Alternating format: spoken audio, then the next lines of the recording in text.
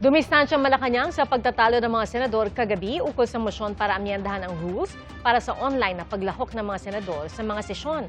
Nanindigan ang minorya na minamadali ng mayorya ang issue, bagay na pinabulaanan ng ilang taga-mayorya. Saksi si Sandra Aguinaldo. Can be discussed. Kasunod ng pag-walkout ng mga senador ng minorya, nag-post ng joint statement si Minority Senator Kiko Pangilinan. Kinokondena nila ang anyay tangkang madiliin ang isang malaking pagbabago sa Senate rules. Ang pinagdebatihan, ang mosyon ni Senador Rodante Marcoleta na payagan ang pagdalo ng isang senador via teleconference o videoconference sa anumang makatwirang dahilan. Sa ngayon kasi, maaari lamang mag-online ang mga senador kung may national emergency o force majeure gaya ng pandemic. We are several members of the minority here, and only Senator Lacson has spoken. Why are we railroading this process, Mr. President? You're gonna just ram down our throat something that numbers can dictate. Katwiran ng minorya, lumang mosyon na ang gustong talakayin ng mayorya. Ayon pa sa minorya, na-refer na ang mosyon sa Committee on Rules at hindi na pwedeng basta-bastang ibalik sa plenaryo. Alinsunod sa rules ng Senado, pwedeng amyendahan ang rules sa pamamagitan ng mosyon. Pero kailangan gawin ito isang araw bago ito talakayin. Sa joint statement ng minorya, ipinunto ring wala pang Committee on Rules na na-constitute.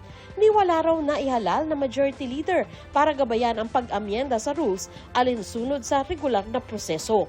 Malino naman, Ms. Susan, nagbubulahan pa tayo, nagbubulahan pa kami. Alam naman namin na ito ay para doon kay Bato, ito ay para doon sa dalawang mahuhuli ng mga senador na may lalabasan ng warrant para maka-attend pa rin sa session habang nakakulungan sila or wherever, pagkatapos pwedeng bumoto. Hindi rin nagustuhan ng ilang taga-minority ang naging palitan ni na Senador Risa Ontiveros at Senador Marcoleta.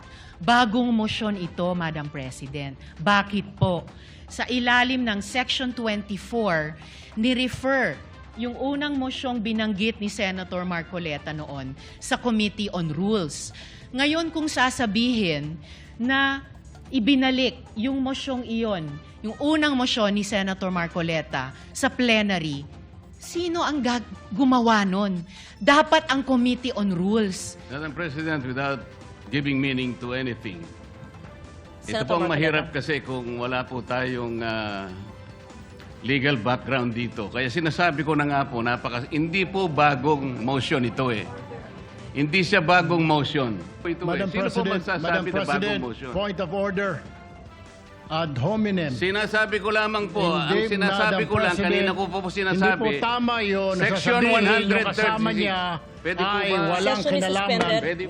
Bagamat di pinangalanan, pinasaringan ni Minority Senator Panfilo Lacson ang anyay kapwa senador na abogado at pinuna umano ang kawalan ng legal background ni Ontiveros.